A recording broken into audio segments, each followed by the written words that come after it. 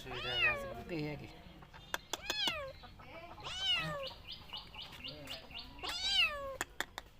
প্রতিদিন খাবার দানা গো দিবে চারটা দিয়ে খাসা মধ্যে আটকে আবার বয় কি আবার দেখে তো আচ্ছা তোমার যে পায়ের বাইক কইরা খাসা মধ্যে আটকে চারটা খাবার দাও দিয়া খাওয়া শেষ আবার নিয়ে খাসা